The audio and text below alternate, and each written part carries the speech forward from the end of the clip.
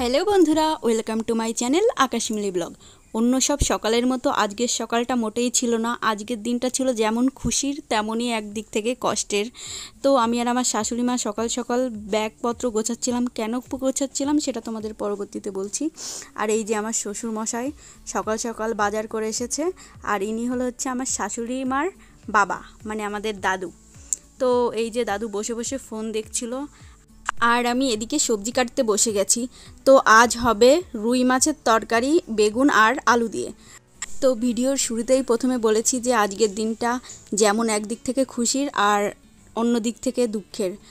খুশির এই জন্যই যে বিয়ের 2 বছর পর তোমাদের দাদাভাইয়ের পুলিশের চাকরি হয়েছে, আজ তার জয়েনিং।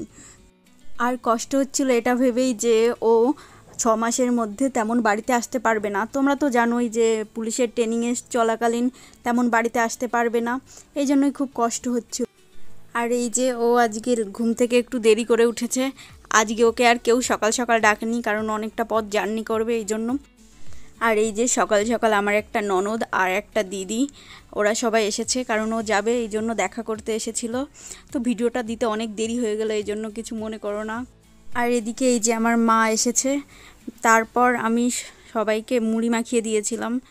আর এই যে দাদু বলছিল খা, আমি বললাম না না, এত সকালে আমি মুড়ি খাবো না। তারপর ওই যে রাস্তাতে আমার দাদা এসেছিল, ওর সঙ্গে একটু দেখা করে এলো। তারপর সবাই এখানে গল্প গুজব করছিল। তারপর গল্প করতে করতেই রান্না হয়ে গেল। তারপর আমরা সবাই একসাথে বসে খেয়ে নিলাম। খাওয়ার পরপরেই তাড়াতাড়ি স্যুটকেস নিয়ে বাইরে চলে এলাম, কারণ ট্রেন ধরতে হবে। ট্রেন ছিল সকাল 9টায়। তো এই যে সবাই যখন বেরোবো তখনই আমাদের বাড়িতে একজন সাধু এসেছিল। তো সবাই বলছিল যাত্রাপথে সাধু আসা খুবই শুভ লক্ষণ। তো ওই যে ও সবাইকে প্রণাম করে নিল।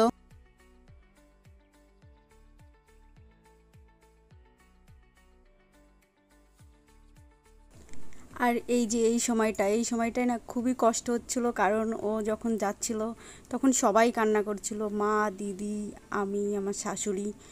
তো খুবই খারাপ লাগছিল। আর ওই যে রাস্তায় ওর বন্ধুরা সবাই এসেছিল ওর সঙ্গে দেখা করতে। ওর ব্যাগপত্র সব ওর বন্ধুরাই নিয়ে যাচ্ছিল। আর এই যে আমরা বেরিয়ে পড়লাম সবাই।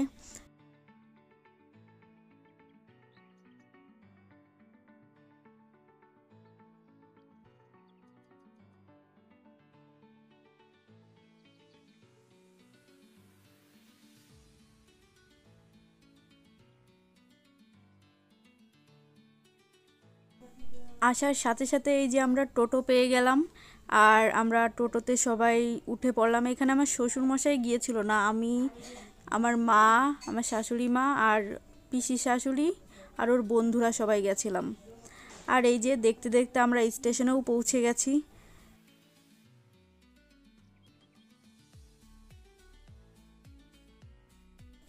স্টেশনে পৌঁছেই মনে পড়লো যে ও রুমালটা বাড়িতে রেখে এসছে।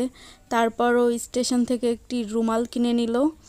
আর হ্যাঁ, এত তাড়াতাড়ির মধ্যে না সব কিছু দিয়েছি ব্যাগে, কিন্তু কিছু কিছু জিনিস তো দেওয়াই হয়নি।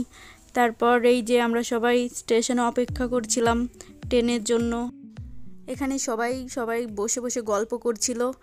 আর ওই যে ওর বন্ধুদের সাথে কথা বলছিল, আবার 6 মাস পরে ওদের সাথে দেখা হবে। আর গল্প করতে করতেই ট্রেন চলে এলো। ট্রেনটায় না প্রচণ্ড ভিড় হয়েছিল। আমরা ভেবেছিলাম হয়তো ও জায়গা পাবে না, তো ও জায়গা পেয়ে গেছিলো। আর ওর বন্ধুরা সব ব্যাগপত্র ও ট্রেনে তুলে দিয়েছিল। ওকে ট্রেনে তুলে দিয়ে আমরা সবাই বাড়িতে চলে এসেছিলাম। আসার সময় খুবই কষ্ট হচ্ছিল, কি আর করা যাবে। তো ভিডিওটা এখানেই শেষ করছি। ভালো লাগলে